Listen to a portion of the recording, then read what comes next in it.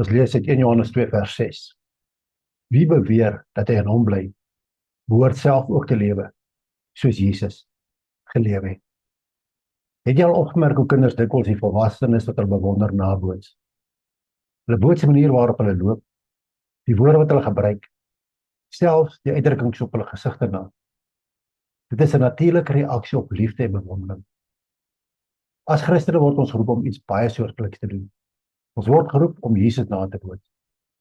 Nie net in wat ons op Sondag sê nie, maar in hoe ons elke dag leef. Baie mense dink dat Christendom hoofsaaklik gaan oor om die regte dinge te glo. Al is geloof absoluut noodsaaklik, herinner die Bybel ons daaraan dat ware geloof die manier waarop ons leef verander. Johannes sê vir ons baie eenvoudig: as ons beweer ons bly in Christus, dan moet ons leef soos Jesus geleef het. Dit klink na 'n groot uitdaging. Jesus was immers perfek en ons is beslis nie. Maar God vra nie dat ons oornag perfek word nie. Hy roep ons om dag vir dag meer soos Christus te word deur die werking van die Heilige Gees. So hoe lyk dit eintlik om soos Jesus te leef? Eerstens het Jesus 'n lewe van liefde gelei. Mense van elke agtergrond is na hom toe aangetrek. Hy het die uitgeworpenes verwelkom. Die onaanraakbare is aangeraak en diegene vergewe wat deur die samelewing afgeskryf. Jesus het nie net diegene liefgehad wat met hom saamgestem het of hom goed behandel het.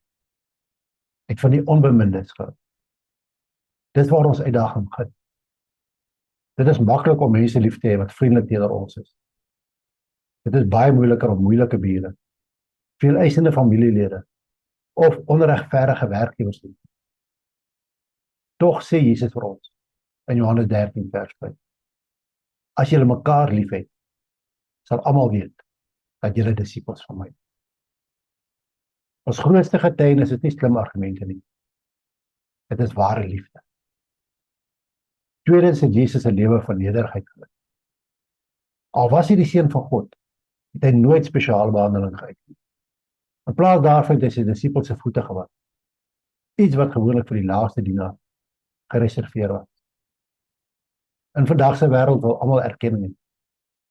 Sosiale media moedig ons aan om onsself voortdurend te bevorder. Jesus leer die teenoorgestelde. Grootheid in God, die koninkryk lê daarin om ander te dien. Soms is die mees Christusagtige ding wat ons kan doen om 'n daad van vriendelikheid te verrig wat niemand anders opmerk nie, behalwe God. Derdens het Jesus in volle gehoorsaamheid aan sy Vader. Deur sy bediening het Jesus herhaaldelik gesê dat hy nie gekom het om sy eie wil te doen nie, maar die Vader se wil. Selfs in die tyd van Getsemane, terwyl hy ondenkbare lyding in die gesig staar, het hy gebid: nie my wil nie, maar U wil. Ons het almal drome, planne en ambisies. Daar is niks fout daarmee. Maar om soos Jesus te leef beteken om gereeld vir onsself te vra: Here, wat wil U hê? Eerder as om net te vra: wat wil ek hê? Gehoorsaamheid vereis dikwels vertroue, veral wanneer God se pad moeiliker lyk as ons eie. Vierdens, Jesus was vol deernis. Hy het mense opgemerk wat ander oor die hoof gesien. Hy het die hongeres, die siekes, die eensames, die wat getreur het gesien. Sy deernis was nie net emosioneel nie. Dit het hom tot aksie beweeg. Ons leef in 'n besige wêreld waar dit maklik is om op ons eie probleme te fokus.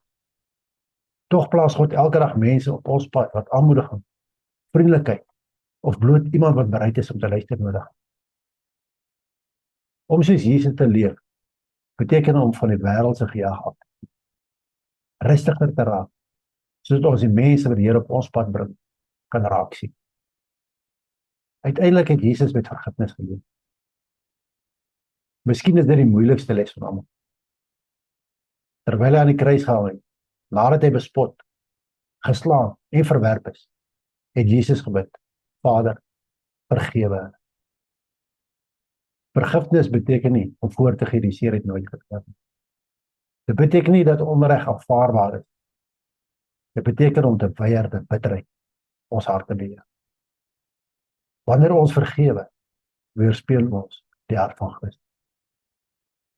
Beteken dit ons gaan dit altyd regkry? Natuurlik nie. Petrus het misluk.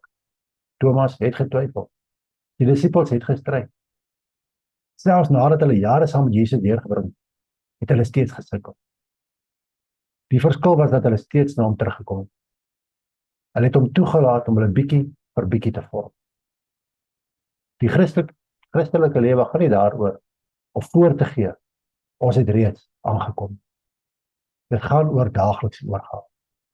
Elke oggend het ons weer 'n geleentheid om te vra: Here, help my om soos U te dink, soos U te praat, lief te hê soos U en te dien soos U.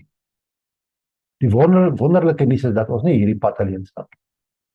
Jesus het vir ons die Heilige Gees gegee om ons te lei, te versterk en sagtens van binne na buite te transformeer.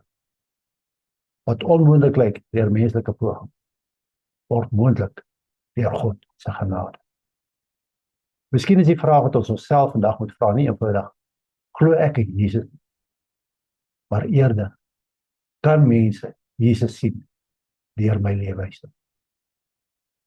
Stel jou voor hoe ons huise sou lyk as ons lief gehad het, soos Jesus lief gehad het. Stel jou ons werkplekke voor as ons gedien het, soos Jesus gedien het. Stel jou ons gemeenskappe voor as ons so vergewe, soos Jesus vergewe. Die wêreld het nie meer mense nodig wat van Jesus weet. Dit het meer mense nodig wat soos hy leef. Mag dit elke dag ons gebed wees. Here Jesus, help my nie net om U met my woorde te volg nie, maar met my hele lewe. Laat ander U liefde, U nederigheid, U medelee en U genade in alles wat ek doen sien. Amen.